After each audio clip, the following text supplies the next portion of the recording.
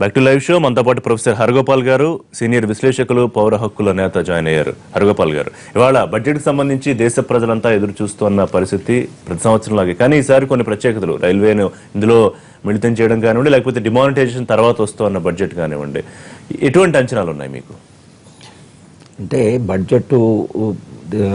Budget తయారు చేయడంలో మన దేశానికి కానీ మన దేశ నాయకులకు కానీ సంపూర్ణ స్వేచ్ఛ లేదు. అంటే మనము అనుకున్నట్లుగా బడ్జెట్ చేసే పరిస్థితి ఇప్పుడు లేదు. 3 వైరుధ్యాల మధ్యన బడ్జెట్ ప్రజెంట్ చేయాలి ఇప్పుడు.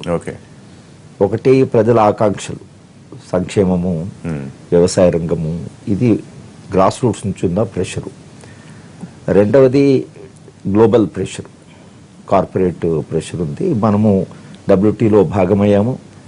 మనము ఫిజికల్ డెఫిసిట్ గురించి కానీ లేదా మన ట్యాక్సేషన్ గురించి కానీ మనకు స్వేచ్ఛ లేదు. ఎందుకంటే అంతర్జాతీయ మార్కెట్లో భాగమైన తర్వాత మన ఇష్టం వచ్చాక మనము బడ్జెట్ నడిపెట్టలేదు. మూడవది ఎన్నికలు వస్తున్నాయి. అందుకని ఎన్నికలు మళ్ళీ లేకపోతే, తలనొప్పి లేకపోతే ఏదో మనం ఆ ప్రపంచ బ్యాంక్ చెప్పినట్లు వినొచ్చు, కానీ వాడు చెప్పినట్లుగా వీళ్ళు మునిగారు. కాంగ్రెస్ వాళ్ళు 44 సీట్లు వచ్చాయి ఈ ప్రెషర్ వలన. డిమానిటైజేషన్ అనేది ఒక నేపథ్యం. దీంట్లో ప్రజలు ఆశిస్తున్నది ఏమిటి? పేద ప్రజలు సంక్షేమం మీద ఎక్కువ ఖర్చు పెడతారు. మధ్యతరగతి ఆలోచిస్తుంది ఏమిటి? ట్యాక్స్ కొంచెం తగ్గి స్లాబ్ పెంచుతారేమో. కార్పొరేట్ వాడు ట్యాక్స్ ఫ్రీ. వాళ్ళ ప్రెషర్ ఏమిటంటే ట్యాక్స్ ఫ్రీ. మీరు ఎకనామిక్ చూస్తే అసలు ట్యాక్స్లే వద్దంటున్నారు. ఇప్పుడు ఈ పరిస్థితిలో ఏ ప్రభుత్వం అయినా ఏం చేయగలదు? అంటే ఇక్కడ ఉన్న స్వేచ్ఛ ఏమిటి? ఓ కాలంలో బడ్జెట్ ప్రవేశపెడుతుందంటే మార్కెట్లో సడన్గా ఒక స్తబ్దత వచ్చి అన్ని వస్తువులన్నీ మాయమైపోవడము, తర్వాత బడ్జెట్ పెడుతున్నప్పుడు టెన్షన్, అవన్నీ పోయాయి. ఇప్పుడు కార్పొరేట్ ప్రపంచము దాని బలం ఎంత అయిందంటే, ఇప్పుడు ఆర్థిక మంత్రి తానిష్టం వచ్చిన కాదు, వాళ్ళు ఆల్రెడీ వాళ్ళ ప్రెషర్ ఉంది. ఒక్కటి ఇవాళ అరవింద్ సుబ్రహ్మణ్యం ఇచ్చిన ఇంటర్వ్యూలో డీగ్లోబలైజేషన్ అని అంటున్నాడు. ఇది నా దృష్టిలో ఒక ప్రధానమైనటువంటి మార్పుగానే కనిపిస్తున్నది. డీగ్లోబలైజేషన్ అని ఎందుకు అంటున్నాడంటే, చాలా దేశాలు అమెరికాతో సహా తీవ్రమైన ఆర్థిక సంక్షోభంలో పడ్డాయి. అమెరికన్ ప్రజలు వాళ్ళు గ్లోబలైజేషన్ వాళ్ళు దెబ్బతిన్నారు. కనుకనే ట్రంప్ లాంటి వాడిని గెలిపించారు. ఆ ట్రంప్ నేను దేశాన్ని మూసేస్తాను, అది చేస్తాను, అతను ఇష్టం వచ్చినట్టుగా అతను మాట్లాడుతున్నాడు. వాడి కూడా అంత స్వేచ్ఛ ఉండదు, కానీ తప్పకుండా విధానంలో మార్పు ఉంటుంది. పోయిన సంవత్సరం బడ్జెట్ మనం చూస్తే విద్య మీద, వైద్యం మీద, పోషకాహారం మీద వాళ్ళు తగ్గిస్తూ వచ్చారు. అంటే బడ్జెట్ని తగ్గించారు. అది గ్రోత్ రేట్ పెరుగుతున్నప్పుడు బడ్జెట్ సంక్షేమం మీద పెరగాలి, కానీ గ్రోత్కి సంక్షేమానికి మధ్యన ఒక కాంట్రడిక్షన్ వచ్చింది. వాళ్ళు ఏమనుకుంటున్నారంటే, సంక్షేమం మీద మీరు ఎక్కువ ఖర్చు పెడితే ఆ వృద్ధి రేటు దెబ్బతింటుంది. ప్రజల ఆకాంక్ష ఏమంటో ఈ మౌలిక అవసరాల మీద ప్రభుత్వం ఎక్కువ ఖర్చు పెట్టాలి. తర్వాత చాలా మంది ఆశగా చూసే సబ్సిడీల విషయంలో హరగోపాల్ గారు, సబ్సిడీలు అన్ని ఎత్తేసి వీటి స్థానంలో ఒక సార్వత్రిక కనీస ఆదాయ చెప్తాను. ఇప్పుడు మోడీ ఆయన 50 రోజుల తర్వాత డిమానిటైజేషన్, ఈ ఫార్మర్స్ కు కొన్ని కన్సెషన్ 4% ఇంట్రెస్ట్ రేటు ఆయన ఇచ్చింది ఏం లేదు. గర్భిణీ స్త్రీలకు డైరెక్ట్ క్యాష్ ఇచ్చారు. మిగతా వాళ్ళందరికీ బ్యాంక్ రేట్లు ఇంట్రెస్ట్ తగ్గిస్తామన్నారు. మీరు చాలా ఆశ్చర్యపోతారు. ఎకనామిక్ టైమ్స్, తర్వాత ఈ కార్పొరేట్ న్యూస్ పేపర్లు మళ్ళీ మహాబాబ్ గవర్నమెంట్ వచ్చేస్తున్నదా, మళ్ళీ ఇందిరాగాంధీ లాంటి గవర్నమెంట్ వస్తున్నదా, మళ్ళీ దీని కొరకైనా వీళ్ళని గెలిపించింది అని వాళ్ళు అంటున్నారు. అంటే సంక్షేమం మీద మీరు ఏమాత్రం ఖర్చు పెట్టినా కార్పొరేట్ ప్రపంచం భగ్గుమంటున్నది. కార్పొరేట్ ప్రపంచం చేతిలో మీడియా ఉంది. ఎందుక ఓట్లేమో ప్రజల దగ్గర ఉన్నాయి, కానీ మీడియా వాళ్ళ చేతిలో ఉంది, బలం వాళ్ళ చేతిలో ఉంది. చాలా మంది ఎంపీలు వాళ్ళు ఫైనాన్స్ చేసి గెలిచినటువంటి వాళ్ళు. ఈ వైరుధ్యాల మధ్యన ఏ ఆర్థిక మంత్రి అయినా, అసలు నిజానికి వీళ్ళు బీజేపీ వాళ్ళు గెలిచిన తర్వాత మొదటి బడ్జెట్ పెట్టిన తర్వాత, లేదా ఆర్థిక విధానం మీద చిదంబరం గారు చాలా గొప్ప విధానాలను మెచ్చుకుంటూ వచ్చాడు. సోనియా గాంధీ కూడా ఇది మా విధానాన్నే వీళ్ళు ఇంప్లిమెంట్ చేస్తున్నారంటారు. అంటే మీకు ఒక పార్టీ పోయి ఇది కొంచెం ఐడియాలజికల్గా సంఘ పరివారు, వీళ్ళకు ఒక పెద్ద అంటే 90 ఏళ్ళు రాజ్యాధికారంకి ఎదురు చూశారు, ఇవన్నీ దేశభక్తి, జాతీయత, ఇవన్నీ మాట్లాడిన పార్టీ కదా. ఈ పార్టీ నుంచి చాలా మంది ఆశించింది ఏమిటి? ఆర్థిక విధానాల్లో ఒక మౌలిక మార్పు ఉంటుంది, దిశ మారుతుంది, జాతీయత అని అంటున్నారు. కాబట్టి బహుశా దేశ ప్రజలు అంటే జాతీయత అంటే ప్రజలని వాళ్ళు అనుకుంటే అశేషమైన పేద ప్రజల యొక్క కొద్ది ఈ దేశం కొరకని చేస్తారని అనుకున్నారు.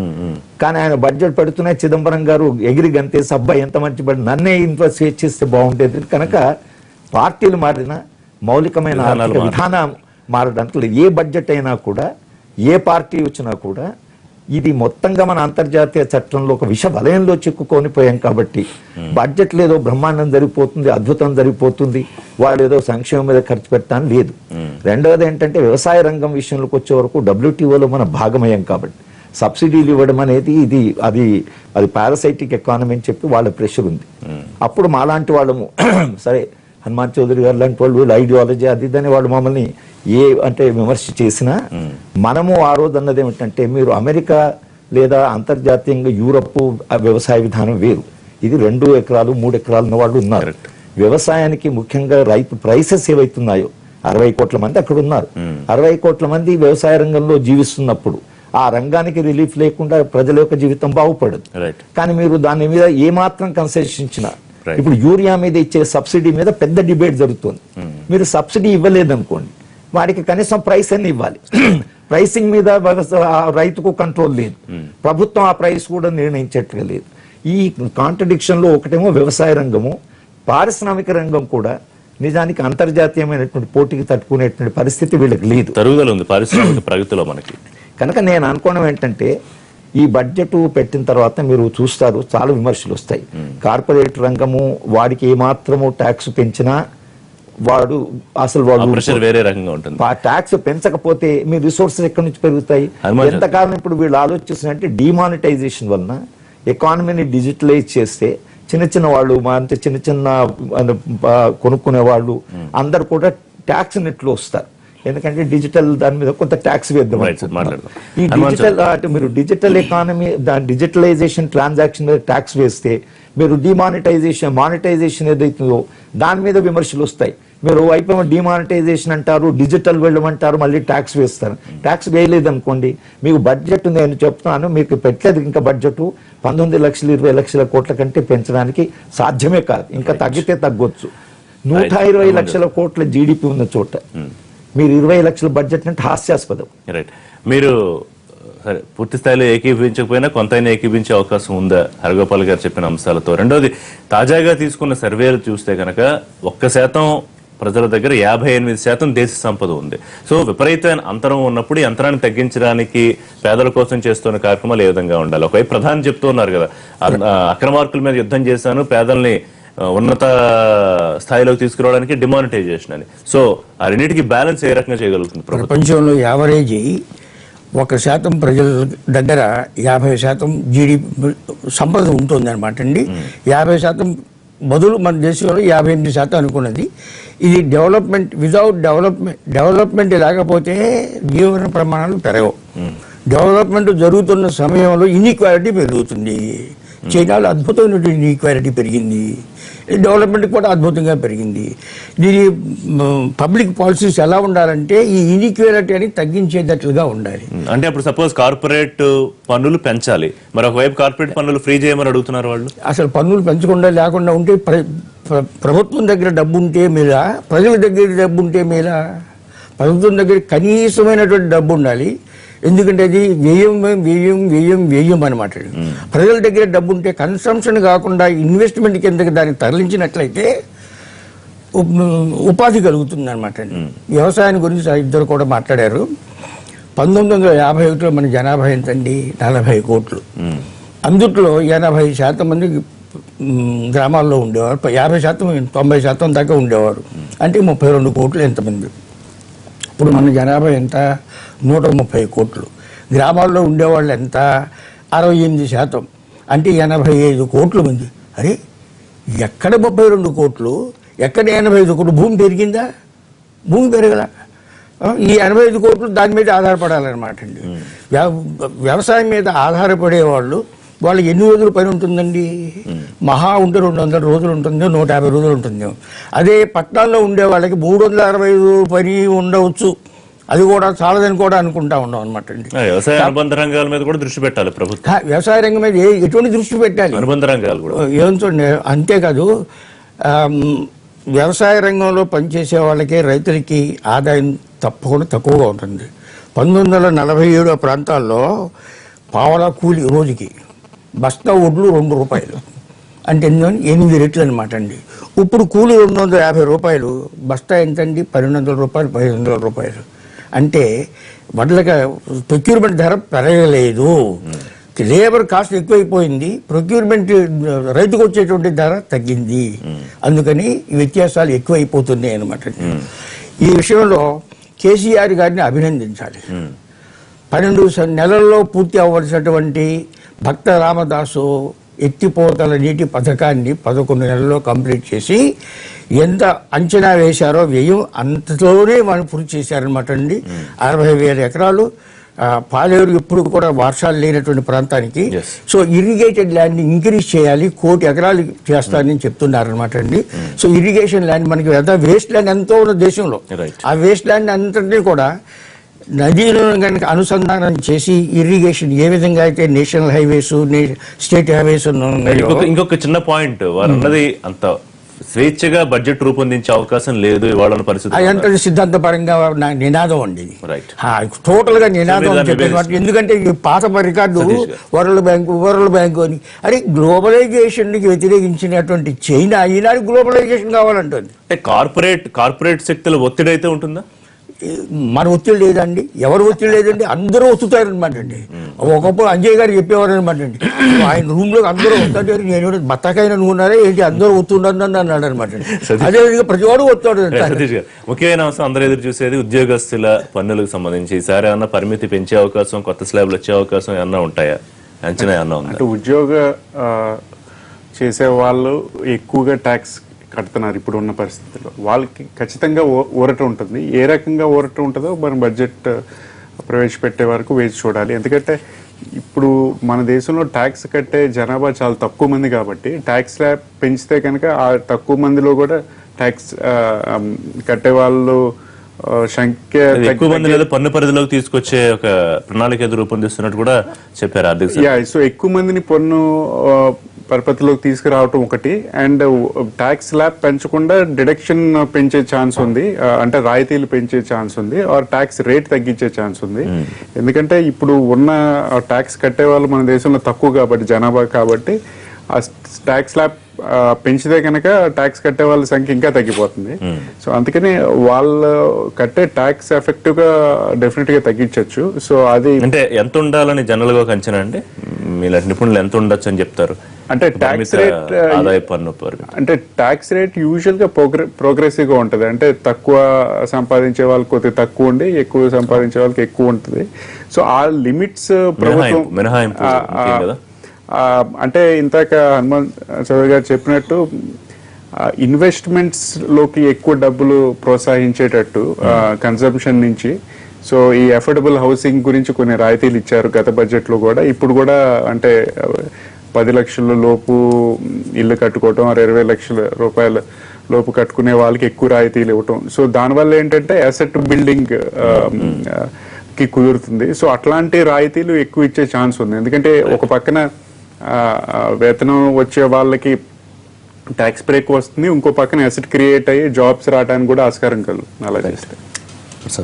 ఇప్పుడు రైతులు సంక్షోభ పరిస్థితులను ఎదుర్కొంటున్నారు. ఏది అనుకోకుండా వచ్చినాయి కాదు. ఈవెన్ ఈ బిట్వీన్ ది లైన్స్ ఇప్పుడున్న రిపోర్ట్ ఎకనామిక్ సర్వే చేసినా కూడా చాలా స్పష్టంగానే ఉంది.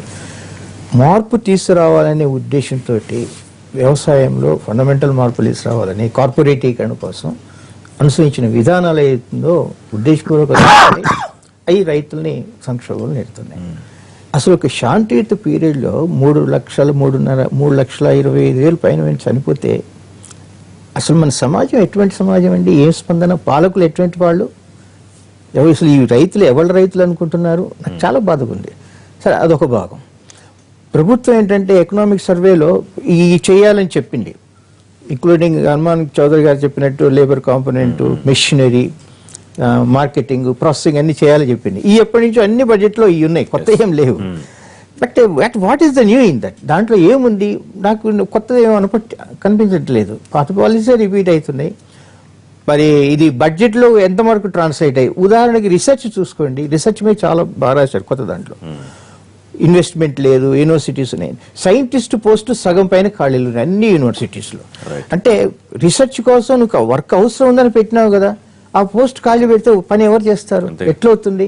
అట్లా ఉద్దేశపూర్వకంగా దానికి ఫండ్స్ డినై చేస్తూ, దాని మీద ఒత్తిడి పెంచుతూ, కార్పొరేటీకరణ కోసం కావాల్సిన ఒత్తిడి. నేను యాక్చువల్లీ ఉత్పత్తిదారుల కంపెనీ కోసం నేను కొన్ని శ్రీకాకుళం జిల్లాలో తిరిగి చూశాను. దాంట్లో రైతు ఇచ్చిన అది మెటీరియల్కి ఆ కంపెనీ యాజమాన్యం ఏదైతుందో 30% అక్రాస్ ది బోర్డు క్రాస్ ఆపేయటానికి చట్టంలోనే ప్రొవిజన్ ఉంది. సో ఇప్పుడు ఫైనల్ గా అంటే ఎలా ఉండాలని చెప్తారు? ఒక రెండు నేను ఒకటి, మనం చెప్పింది ఎప్పుడు ప్రభుత్వం చేయదండి. నేను ఆశించేది ఏంటంటే ప్రభుత్వం చెప్పింది చెయ్యాలి, అట్లీస్ట్ వాళ్ళు చెప్పిందన్నా వాళ్ళు చెప్పిందని చేయాలి. కనీసం ఆచరణలో ఇప్పుడు 5 ఏళ్లలో మేము రైతు యొక్క ఆదాయము డబుల్ చేస్తామన్న రెట్టింపు, దానికి కావాల్సిన చర్య, నిర్దిష్టమైన చర్యలు తీసుకోవాలని కోరుకుంటున్నాను. పన్నుల వ్యవస్థ గురించి ఒకసారి అన్న విశేషిస్తారా? ఎట్లా ఉండాలి, ఎలా ఉంటే బాగుంటుంది? ఇప్పుడు నేను కొంతకాలంగా పబ్లిక్ ఫైనాన్స్ చెప్పేవాడిని, ఆ తర్వాత నేను ఈ మానవ హక్కుల బోధనకు వచ్చాను. ప్రెస్ట్ అనేవాడు తర్వాత పబ్లిక్ ఫైనాన్స్లో జనరల్గా అంటే 1950s, 60s, 70s budget as an instrument of social change. Budget కేవలం ఏదో లెక్కలు సంఖ్యల కాదు, బడ్జెట్కు ఫిలాసఫీ, బడ్జెట్కు ఒక సామాజిక పాత్ర. సోషల్ చేంజ్ అంటే సమాజంలో అయితే భారత రాజ్యాంగము మనకు వాగ్దానం చేసిందో ఆర్టికల్ 38, 39లో దేశంలో ఉండే ఆర్థిక అసమానతలను తగ్గిస్తాం, ఒక ఈగాలిటేరియన్ సమాజం వైపు వెళుతాం అనేది మన ప్రామిస్, ఒరిజినల్ మన భారత రాజ్యాంగం. అది ఎట్లా సాధ్యమవుతుంది? ఎప్పుడు సాధ్యమవుతుందంటే డబ్బులు ఉన్న వాళ్ళ దగ్గర, మీరు ఏ దేశమైనా తీసుకోండి, స్కాండినేవియన్ దేశాలు 65%, కెనడా తీసుకోండి, బట్ కెనడాలో ఏ రాజకీయ పార్టీ అయినా ట్యాక్స్లు తగ్గిస్తామంటే డిపాజిట్లు పోతాయి. అంతదాకా అంటే వాళ్ళు ఆ దేశంలో ప్రజలకు వచ్చిన అవగాహన ఏమిటంటే రాజ్యం నిర్వహించవలసిన పాత్ర ఏదో పోలీసులను పెట్టి కొట్టించడమో కాదు, రాజ్యం నిర్వహించవలసిన పాత్ర ఒకవేళ నిజంగానే రాజ్యానికి సాధికారత ఉండాలి, దానికి ప్రజల నుంచి మద్దతు ఉండాలి. ఈ రాజ్యం మన రాజ్యం అని అనిపించాలంటే తప్పకుండా రాజ్యం చేయాల్సిన పని ఏమిటంటే ఈ వృద్ధి రేట్ ఏదైతుందో అంటే దీంట్లోంచి డబ్బులు తీసుకోవాలి. మన కార్పొరేట్ ప్రపంచం వాడిని అసలు ముట్టనివ్వలేదు, ముడితే భగ్గమంటున్నారు. కనుక ఇవాళ ఆయన అరవింద్ సుబ్రహ్మణ్యం ఆయన పనగారి అనడం ఏంటంటే ప్రజలు తన స్వార్థాన్ని గురించి, స్వప్రయోజనాన్ని గురించి ఆలోచించరు. దేశ ప్రజలు మొత్తం భవిష్యత్తు గురించి ఆలోచిస్తున్నారు, స్వార్థము స్వప్రయోజనాన్ని దాటిపోయారంటున్నాడు. ఈ అజంప్షను అసలు బడ్జెట్లో ఎవరైనా ఆయన ఎకనామిక్ అడ్వైజరే కానీ నిజంగా ప్రజలు తమ స్వప్రయోజనాన్ని దాటి, కార్పొరేట్ వాడు స్వప్రయోజనం దాటిపోయాడా? సాధారణమైన మనిషి నా జీవితంలో ఆరోగ్యం కావాలి, నాకు వైద్యం కావాలి, నాకు ఇల్లు కావాలి, నా పిల్లలకు చదువు కావాలి అనే కనీసం కోరుకునేది సాధారణ ఏం కోరుకుంటాడు? ఇది ఎవరు ఇవ్వాలి? Right sir. సరే, వెరీ బ్రీఫ్ పన్నుల గురించి సోషల్ చేంజ్ కి budget is not the instrument. 130 లక్షల కోట్ల రూపాయలు జీడిపిలో పన్నుల ద్వారా సెంట్రల్ గవర్నమెంట్, స్టేట్ గవర్నమెంట్ 45 లక్షల కోట్లు మాత్రమే, అందులో 10 లక్షల కోట్ల రూపాయలు సంవత్సరానికి అప్పులు తీసుకుంటుంది అనమాట అండి. సోషల్ చేంజ్ కావాలంటే విద్య కావాలండి, వైద్యం కావాలండి. ఆ రెండింటికి మన కాన్స్టిట్యూషన్ లో ప్రపంచంలో ఎక్కడా లేనట్టుగా అంబేద్కర్ గారు ఏం చెప్పారంటే 8 సంవత్సరాలు కంపల్సరీ, అది ఆచరణలో చేయలేదు అనమాట అండి. అది మనకు కావాల్సింది ఎడ్యుకేషన్. ఇది వన్ విచ్ విల్ ఆదాయ పన్ను పరిమితి గురించి ఏమని చెప్తారు? ఆదాయ పన్ను అండి, ఆదాయ పన్ను ఎంత తగ్గిస్తే అంత మంచిది అనమాట అండి. రాయితీల ద్వారా తగ్గించాలి. ఇప్పుడు ప్రావిడెంట్ ఫండ్ అది వరకు ₹1,00,000 వరకు ట్యాక్స్ ఫ్రీ అండి, ఇప్పుడు 1,50,000 చేశారు. ఆ విధంగా చేసినట్టయితే ప్రజల చేతుల్లో ఉన్న డబ్బు ఇన్వెస్ట్మెంట్ లోకి వెళుతుంది, ప్రభుత్వం చేతుల్లో ఉన్న డబ్బు సోహా అవుతుంది. థ్యాంక్ యూ సార్, అందరికీ లైవ్ షోలో పార్టిసిపేట్ చేసినందుకు. ఇదే వాళ్ళ లైవ్ షో. రేపటి లైవ్ షోలో తిరిగి కలుద్దాం. కొద్దిసేపట్లో బడ్జెట్ అప్డేట్స్ తో మళ్ళీ మీ ముందుకు వస్తాం. Keep watching NTV.